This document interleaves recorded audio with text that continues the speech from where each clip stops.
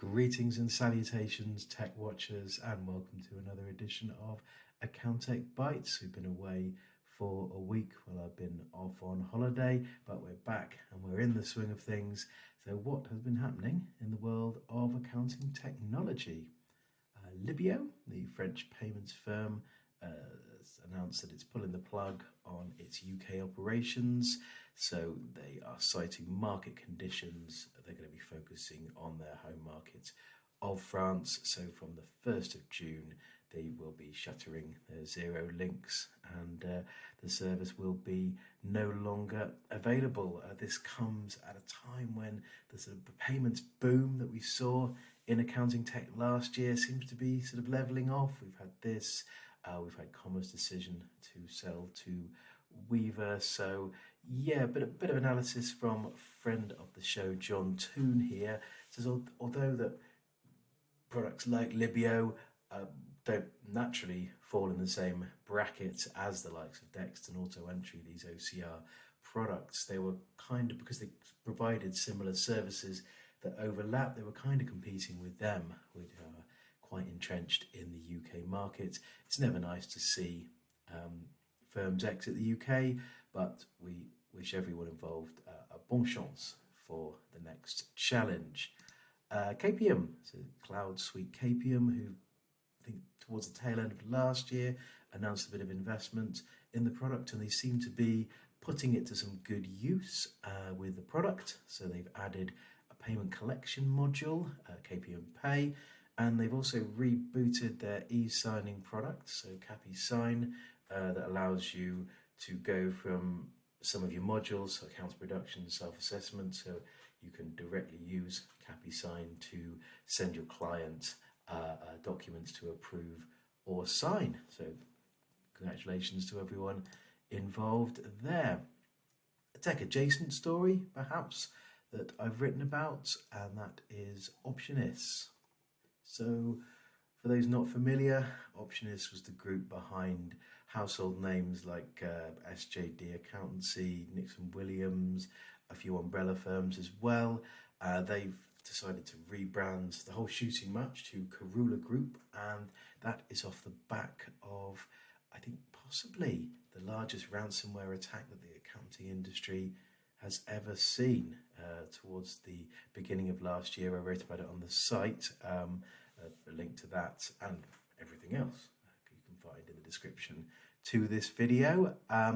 So yeah, I've really sort of touched on here just the severity of this cyber attack, that the fact that it's brought these established, credible brands down, and they've had to rebrand thanks to, as I say, all manner of poor reviews and angry clients. So yes, what's next?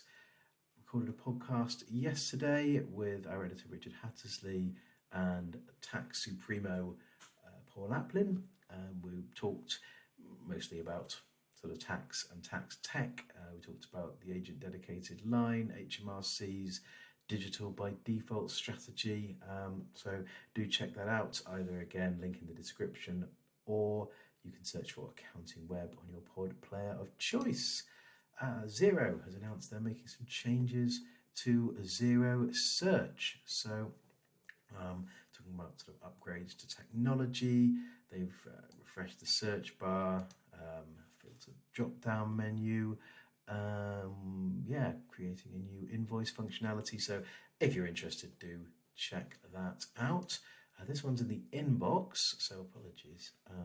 It's not an actual link for you, but I thought it was quite interesting. Sage have announced they are rolling in there these sort of open banking re-authentication. This has always been a sticking point with open banking products or products relying on that you have to go in and re-authenticate with the bank every 90 days. The rules were changed last year, and this is sort of slowly filtering into the product. So instead of re-authenticating with the bank, you can now go into your Sage product and reconfirm consent for that. So as with everything to do with open banking, it's a slow burn, but it does appear that progress is being made. So good work there.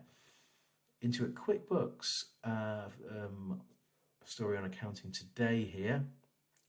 They are going to open up their solution to in over 200 countries. That they've just released their rest of world app store, so encouraging to developers to build on its platform and create niche solutions. So an interesting one there. Definitely going perhaps against the sort of narrative of the pendulum swinging away from best of breed towards all-in-one. It'd be interesting to see what happens there. Approval Max and Airwallex have announced a new partnership. So Approval Max, who provide automated approval workflows for invoices and POs, have partnered with Airwallex, the global payments platform, and this gives users the chance to prepare and approve payments for execution without leaving Approval Max. So good work, all concerned. This is from TechCrunch. So Reef AI is a new startup that's specifically targeting software as a service companies who monitor metrics like annual recurring revenue and net revenue retention. So this startup is looking to automate the collection of data around these metrics. I'd be genuinely interested to know what they think their addressable market is, how many customers they're selling to. But as I say, it's an early start, early stage of things, where they appear to have raised a reasonable chunk of cash already. So one to watch there.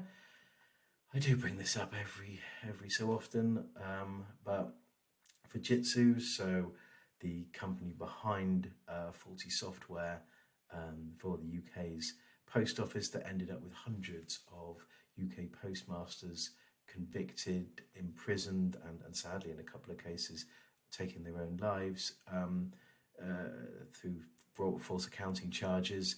Fujitsu's had its contract extended because there are technical challenges moving to the cloud. I mean, it's worth noting no senior officials at the post office have been sanctioned, and Fujitsu continues to be awarded contracts, which again is just flabbergasting, really.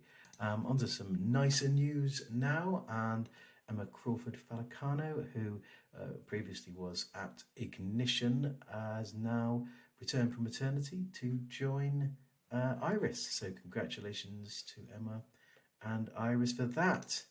You didn't think I was going to get through this whole video without mentioning ChatGPT, did you? Well, you're in luck, because here's a video that I dug out from Twitter, and it's basically a Google Sheets plugin with ChatGPT. So this lady here, she's asked ChatGPT to provide 10 clean tech startup companies and their CEOs. So a little drag down there, and then what she's going to do is use it for job hunting, which is quite an interesting sort of resource here. So as you can see, she's